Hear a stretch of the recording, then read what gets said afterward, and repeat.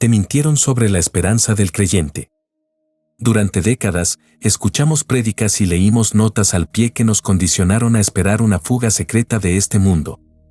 La idea de que, en cualquier momento, una trompeta silenciosa sonará, y nosotros, la Iglesia, seremos arrebatados para un encuentro en los cielos, escapando de los años más oscuros de la historia humana, la Gran Tribulación. Nos dijeron que el cristianismo es un boleto de primera clase para salir del sufrimiento. Que nuestra bienaventurada esperanza es, en realidad, nuestra bienaventurada huida. Pero, si la Biblia es nuestra única regla de fe y práctica, ¿por qué la doctrina de un arrebatamiento secreto, en dos fases, antes de la tribulación, lo que llamamos pretribulacionismo, no era conocida en los primeros siglos de la Iglesia? ¿Por qué esta idea surge con fuerza total solo en el siglo XIX? ¿Estaban Justin Martyr, Ireneo y Tertuliano equivocados sobre el fin de los tiempos? Es aquí donde surge la tensión. Te sientes presionado a aceptar esta cronología compleja como la única ortodoxa, temiendo que cuestionarla sea cuestionar la palabra misma. Pero, ¿y si la verdad fuera mucho más simple, más poderosa y más transformadora? ¿Y si tu verdadera esperanza no fuera la de escapar del sufrimiento, sino la de ser unido a Cristo en su gloria? La mayoría de las personas no sabe que esta doctrina popular es una inferencia, y no una afirmación clara de las Escrituras. Hoy, vamos a desmantelar sistemáticamente los 5 pilares de esta inferencia, usando solo la palabra de Dios y la historia de la Iglesia. Prepárate para una revisión completa de tu escatología. La confusión que sientes sobre la cronología de la vuelta de Cristo es real, pero tiene solución. Lo que está en juego no es solo cuando Cristo volverá, sino que Él espera de nosotros mientras esperamos. Vamos a restaurar la visión original de la bienaventurada esperanza, la manifestación gloriosa y visible de Jesucristo al fin de los tiempos. Descubrirás una interpretación bíblica más simple y consistente que aumenta tu fervor misionero y te prepara para la fidelidad en tiempos difíciles. Si quieres descubrir más conceptos como este que transforman tu visión del mundo, suscríbete a este canal donde exploramos las ideas más poderosas para tu vida. El primer gran pilar que se desmorona cuando es expuesto a la luz de la historia es la supuesta antigüedad del pretribulacionismo. La mentira que nos contaron es que esta es la visión original y apostólica del fin de los tiempos. Pero la verdad es que el pretribulacionismo, en su forma moderna de un arrebatamiento secreto en cualquier momento, es una novedad de cerca de 125 años. Para que entiendas cuán reciente es esto, piensa en figuras como el emperador Constantino o el reformador Martín Lutero. Ellos estaban 1400 años más cerca del apóstol Juan que nosotros, pero no predicaban esta doctrina. Piensa en tu iPhone, en tu computadora. Son invenciones maravillosas, pero modernas. El pretribulacionismo es como el iPhone en tu estudio bíblico, una herramienta fantástica, pero que no existía en la iglesia primitiva. Los padres de la iglesia de los primeros 3 siglos, aquellos que lucharon contra las herejías y definieron el credo niceno, eran mayoritariamente postribulacionistas. Hombres como Justin Martyr, Ireneo y Tertuliano creían en la venida literal de Cristo para reinar, pero ellos esperaban que la iglesia pasara por la tribulación y que la resurrección / arrebatamiento ocurriera al fin de ese periodo. Ellos no estaban buscando un escape secreto, estaban mirando hacia la manifestación gloriosa de Cristo después de la caída de Roma, que veían como el restringidor. Su esperanza no era huir, sino perseverar y estar delante del Hijo del Hombre. Fíjate en cómo esto funciona en la realidad. Imagina que eres un líder cristiano en el siglo II. Tú y tus hermanos están siendo cazados, lanzados a los leones, o quemados por orden de Roma.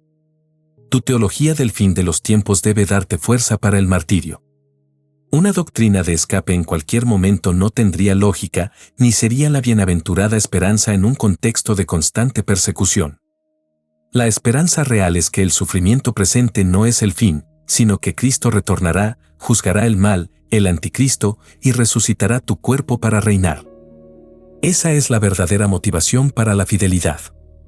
Aún más impactante, la evidencia histórica sugiere que la idea de un arrebatamiento secreto y pretribulacional moderna no vino de la exégesis consistente de los textos bíblicos, sino de un pronunciamiento profético, una utterance, en círculos proféticos del siglo XIX, ligado al movimiento de los Plymouth Brethren. El arrebatamiento secreto vino de un profeta y no de la exégesis bíblica primitiva. Esto no invalida la Biblia, pero desafía la idea de que el pretribulacionismo es una prueba de ortodoxia. Simplemente no lo es. La única autoridad es la palabra de Dios, no la tradición de 125 años o inferencias humanas.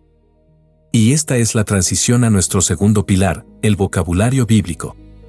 El pretribulacionismo debe, para sostenerse, dividir el retorno de Cristo en dos eventos separados por 7 años, la venida para la Iglesia, el arrebatamiento secreto, y la venida con la Iglesia, la revelación gloriosa. Pero la segunda mentira que vamos a desmantelar es que el Nuevo Testamento da base para esa separación. La Biblia usa 3 palabras griegas que prueban el retorno único de Cristo. Las 3 palabras clave en el Nuevo Testamento para describir la vuelta de Cristo son: primero, parousia, que significa llegada, presencia o venida. Segundo, apocalipsis, que significa revelación o desvelamiento. Tercero, epipaneia, que significa manifestación o aparición. Para los defensores del pretribulacionismo, parousia sería la venida secreta y apocalipsis o epipaneia serían la venida visible. Pero fíjate bien, cuando miramos las Escrituras, vemos que estas palabras son usadas de forma intercambiable para describir el mismo evento glorioso.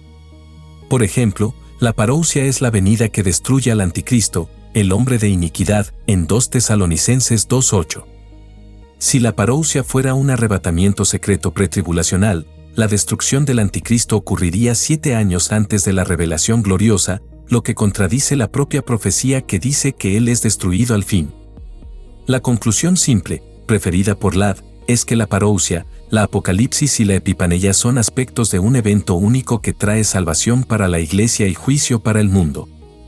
Imagina esta escena por un momento: estás esperando un rayo, la vuelta de Cristo. El pretribulacionismo exige que el rayo tenga 2 momentos distintos, un relámpago silencioso y secreto, el arrebatamiento, y, 7 años después, el trueno audible y visible, la revelación. Pero en realidad, el relámpago y el trueno, aunque percibidos en momentos diferentes por nosotros, son parte del mismo fenómeno físico. El Nuevo Testamento describe el retorno de Cristo como siendo como un relámpago que sale del oriente y se muestra hasta el occidente, en Mateo 24:27. Esto es único, visible e innegable. La distinción entre venida para y venida con es una inferencia innecesaria. El arrebatamiento, el encuentro con el Señor en los aires, 1 Tesalonicenses 4:17, y la colecta de los elegidos, la reunión de los salvos, Mateo 24:31, son el mismo evento que ocurre al fin de la tribulación, después del sonar de la última trompeta. El Nuevo Testamento no crea un diccionario de 2 niveles para la vuelta de Cristo. Lo que más me fascina en esto es que esta búsqueda por la visión más simple, el simpler view is to be preferred, como dice Ladd, refuerza la autoridad de las palabras de Jesús en su discurso en el Monte de los Olivos. El tercer gran pilar que se desmorona es el que se refiere al propósito de la esperanza. La mentira que nos contaron es que la motivación purificadora, el velad, solo es posible si Cristo puede volver en cualquier momento, en el any moment coming. Pero este es un error que confunde la naturaleza del amor con la naturaleza del miedo.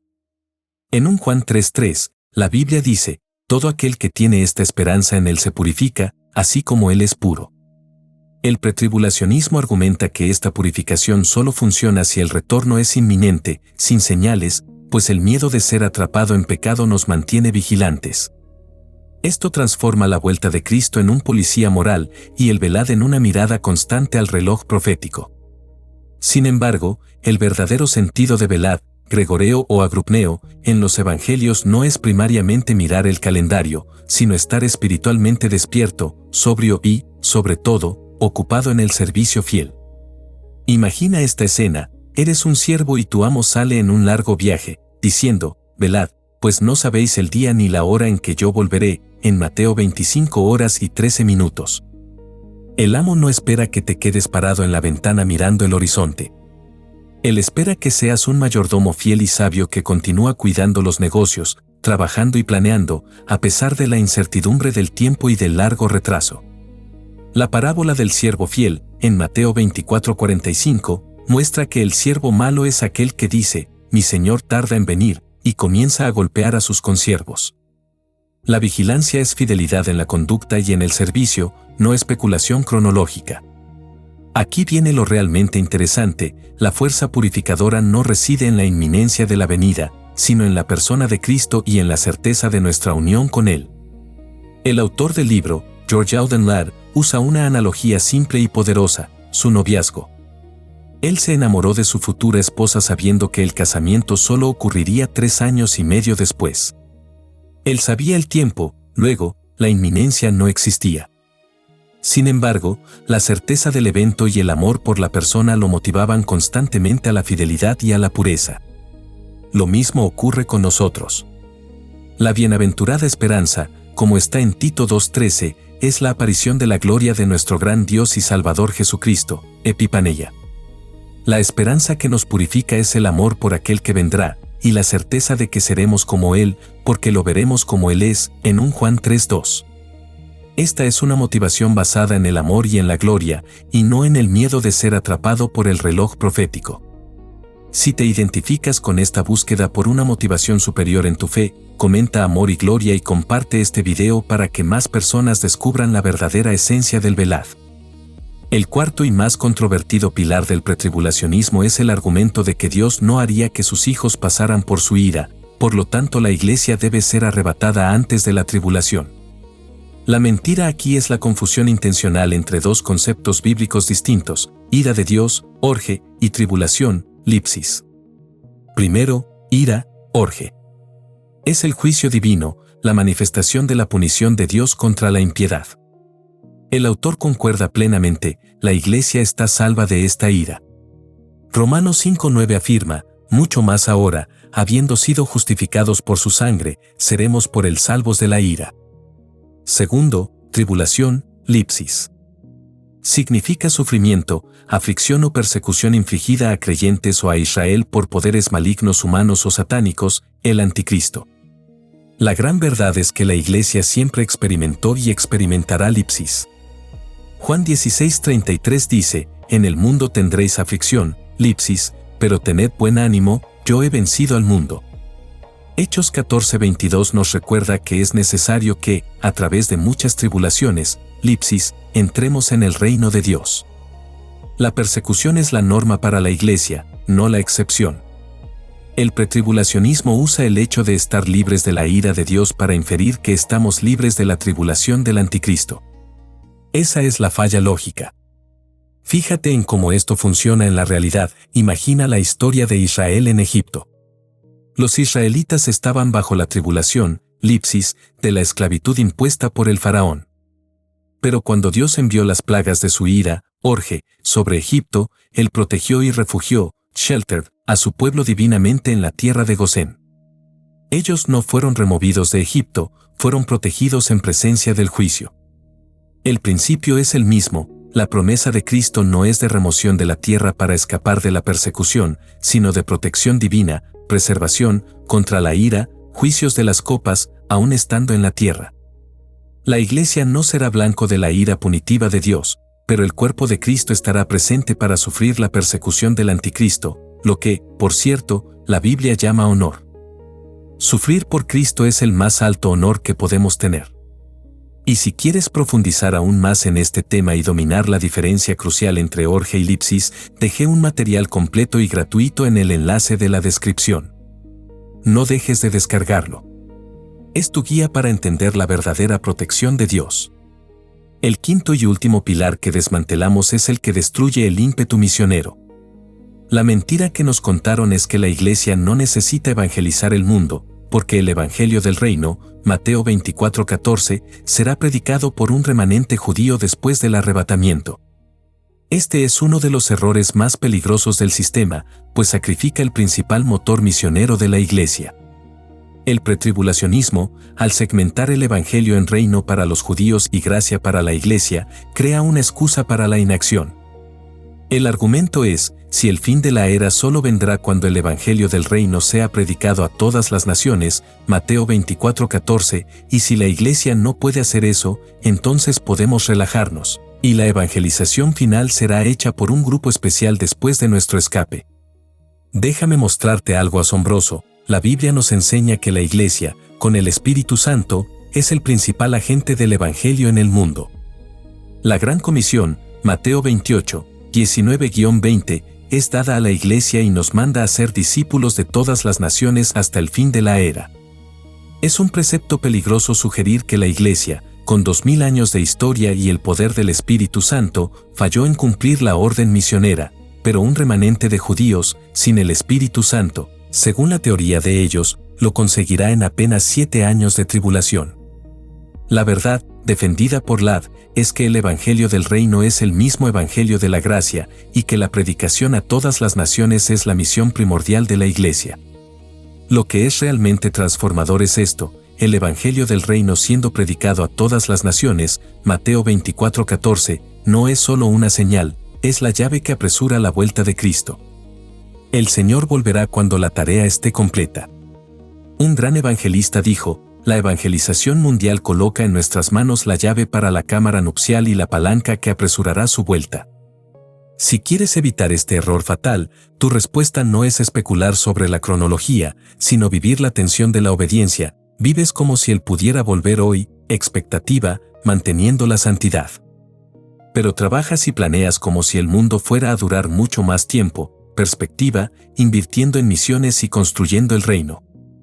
La evangelización mundial es el mayor incentivo a la urgencia. No estamos esperando que otros lo hagan, nuestra fidelidad en el servicio misionero es la forma más poderosa de decir, Maranata. Ahora ves el arrebatamiento y la segunda venida de manera completamente diferente. La gran revelación de hoy es que el pretribulacionismo es una inferencia moderna que se sustenta en separar lo que la Biblia une. La verdad es más simple: la bienaventurada esperanza es el evento único, glorioso y visible de la vuelta de Cristo después de la tribulación, que trae salvación para la Iglesia y juicio para el mundo. A partir de hoy, cuando enfrentes la persecución o el sufrimiento, Lipsis, recuerda esto: el sufrimiento no es una señal de que fallaste, sino un honor que te alinea con Cristo y los mártires. Tu acción más urgente es el trabajo fiel y la evangelización mundial. Enfócate en la persona de Cristo y en la certeza de la unión, no en la inminencia de la fecha. La persuasión no es autoridad, la única pregunta que importa es, ¿qué enseña claramente la palabra de Dios? Este canal existe para descubrir juntos las ideas que transforman vidas y nos dan claridad en los debates más complejos. Suscríbete para el próximo video, donde exploraremos el verdadero sentido de Velad. No es sobre el calendario, es sobre esto. Nos vemos allí.